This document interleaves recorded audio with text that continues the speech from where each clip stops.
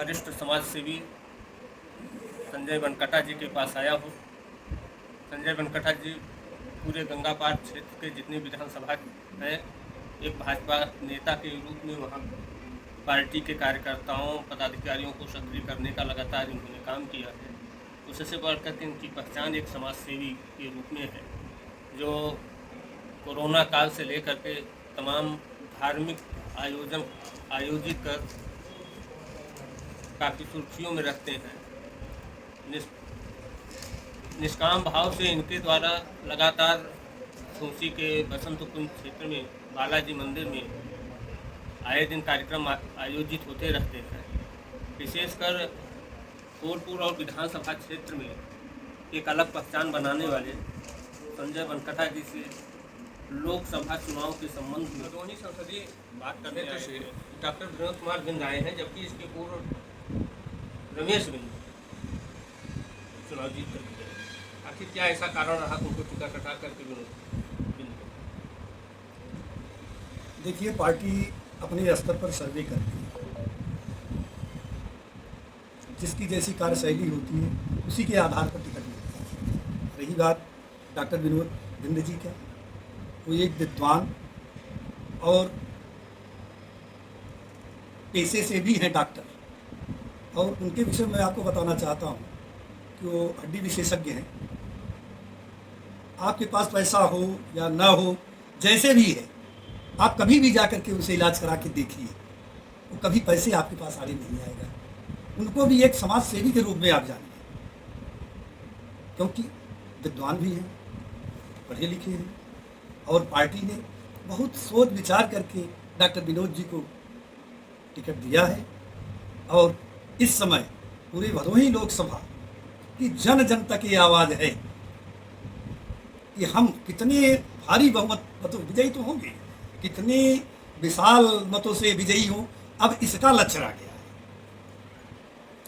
तो डॉक्टर विनोद बिंद के चुनाव को लेकर के आप तो किसी भी प्रकार का संशय नहीं रखते हैं कि चुनाव कहीं रुकने वाला है या हारने वाले हैं?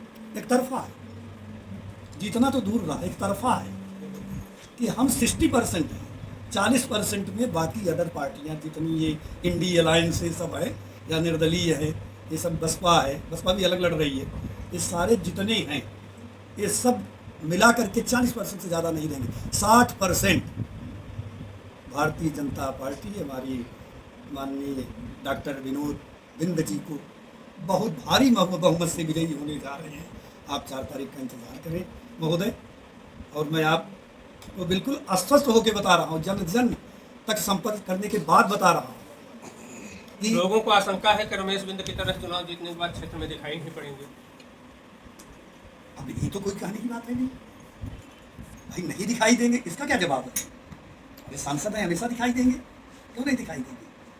रमेश जी नहीं दिखाई दिए थे, उसका परिणाम है न दिखाई देने का परिणाम, क्योंकि सब पार्टी देखती है, पार्टी के नज़र में प्रत्येक व्यक्ति है, क्योंकि संगठन भारतीय जनता पार्टी का संगठन आज इतना मजबूत है कि कोई भी काम है बिना संगठन के राय से कोई हमारे यहाँ ये नहीं है कि सारी चीज़ों का सर्वे होता है, हर एक चीज़ निचोड़ आता है, तब जाके किसी प्रत्याशी को बनाते। और की तरह नहीं है कि आज प्रत्याशी बनाया, देखा इनका जनाधार गड़बड़ है, इनको हटाओ दूसरी को दे दो। भारतीय जनता पार्टी ऐसा नहीं करती है, जिसको टिकट दिया बहुत तौल करके दिया कि नहीं, इनसे उपयुक्त इस संसदीय क्षेत्र में कोई भी उपयुक्त नहीं। डॉक्टर विनोद बिंद के बारे में उनका व्यक्तित्व क्या रहा? वो जनप्रिय है अपने काम से हैं या प्रचार और प्रसार से? इन्हें देखें, वो तो पहले भी आपको बता दिया, विद्वान व्यक्ति है। जो विद्वान होता है वो कभी भी सिर्फ जिस कार्य के लिए वो आया है उसी में अपना कार्य करेगा। अब रही बात जनाधार की, जनाधार तो इस समय आप देख ही रहे हैं कि मोदी मोदी मोदी, योगी योगी योगी, जो प्रदेश का चुनाव है, इसके आगे कोई सोच ही नहीं रहा है। अब उस पर सोने का सुहागा विद्वान प्रत्याशी, तो उसमें संशय किस बात का?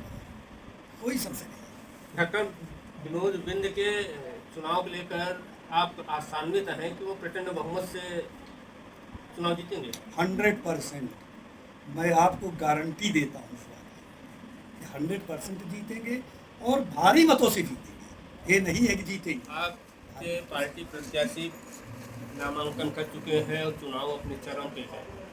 भदोही संसदीय क्षेत्र और फूलपुर संसदीय क्षेत्र में आप काफ़ी सक्रिय हैं। क्या आपका विचार है कि भाजपा के इस बार संसदीय चुनाव में कैसी स्थिति में है? राजा शंकर जी, सबसे पहले तो मैं आपका धन्यवाद करना चाहूँगा कि जो आपने इस उत्सव में अपना समय अमूल्य दिया। रही बात, निश्चित रूप से मैं आपको ये आश्वस्त करना चाहता हूँ कि जन जन तक ये विश्वास है, जो मोदी की गारंटी, जन जन का विश्वास, सबका साथ, सबका विकास, सबका विश्वास के साथ भारतीय जनता पार्टी काम कर रही है। भदोही हो लोकसभा, फूलपुर लोकसभा, प्रयागराज की लोकसभा सीट, ये तीनों सीटें ये एक अच्छे मतों से हम विजयी हो रहे हैं। अभी आपने भदोही संसदीय सीट की बात का उल्लेख किया, तो वहाँ निषाद पार्टी के विधायक को ले आकर के टिकट दिया गया, वो भाजपा के नहीं थी, अब उनको टिकट दिया गया। क्या ऐसा है कि पार्टी को प्रत्याशी मिलना मुश्किल है पार्टी के लिए? ऐसा नहीं, देखिए, पार्टी का एक गठबंधन धर्म का पालन करना, जैसी परिस्थितियाँ होती हैं, इस शीर्ष नेतृत्व तो ऐसा निर्णय लेता है। ये कोई प्रश्न नहीं है आपका कि किसका क्या है, कैसे है, क्यों दिया, ये पार्टी का विषय है। तो पार्टी किस उम्मीद के साथ कह रहे हैं जनता मोदी की गारंटी पे चुनाव देगी, चुनाव में भाग लेगी, वोट देगी? इधर ईवीएम की शिकायतें हो रही हैं कि सत्ता का दुरुपयोग करके के चुनाव जीता जा रहा है। आप इस बात को तो आप देख ही रहे हैं, किसी न किसी जनाधार टोटल विपक्ष का खत्म है, चाहे जो पार्टियां हों, क्योंकि इस समय केवल एक ही जन जन तक ये है कि अगर भारतवर्ष को कोई भी एक नई दिशा दे सकता है वो माननीय नरेंद्र मोदी जी, भारतीय जनता पार्टी है। तो जन जन का विश्वास है, चाहे जितना भी समीकरण कर ले, कोई कैसे भी। देख लीजिए, पिछली बार चुनाव में बसपा, सपा, कांग्रेस सारे मिल के लड़े थे, क्या हासिल हुआ था?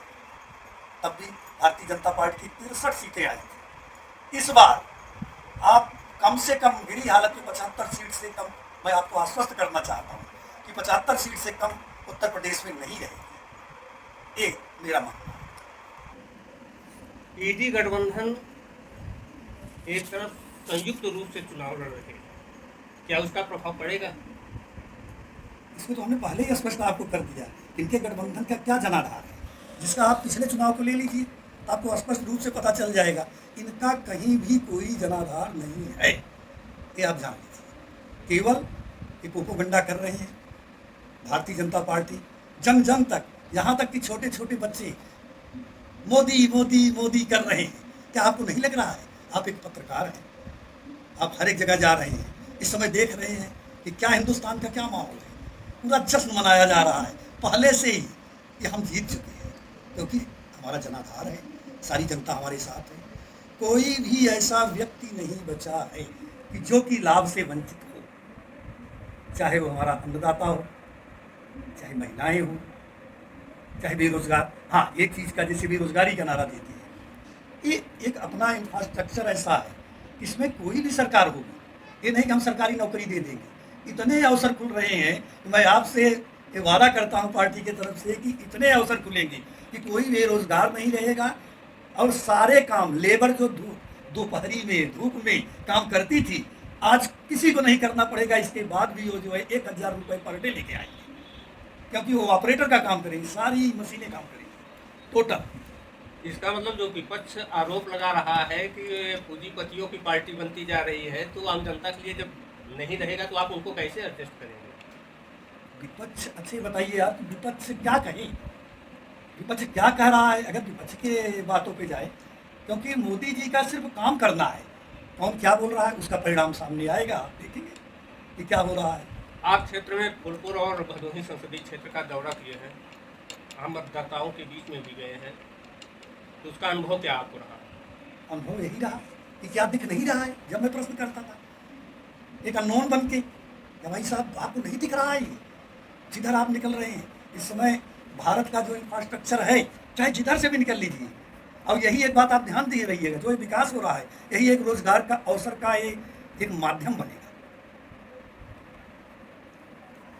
फूलपुर संसदीय क्षेत्र में ऐसा कयास लगाया जा रहा है कि कोई मजबूत प्रत्याशी सामने नहीं है जिसका नाम भाजपा को मिल रहा है। आप क्या कहें? ये तो भाजपा की कमी है नहीं। जब कोई मजबूत प्रत्याशी नहीं है, क्या विपक्ष भी भाजपा ही खड़ी करी? ये तो भाजपा अपने प्रत्याशी को खड़ी की है। आपका भी मानना है कि कोई मजबूत प्रत्याशी नहीं है तो हम जीत रहे हैं, सीधी सी बात। कम मतदान प्रतिशत ये चर्चा है, विपक्ष कह रहा है कि मेरे पक्ष में है और सत्ता पक्ष कह रहा है कि मेरे पक्ष में है। देखिए, कम मतदान ये चिंता का विषय है।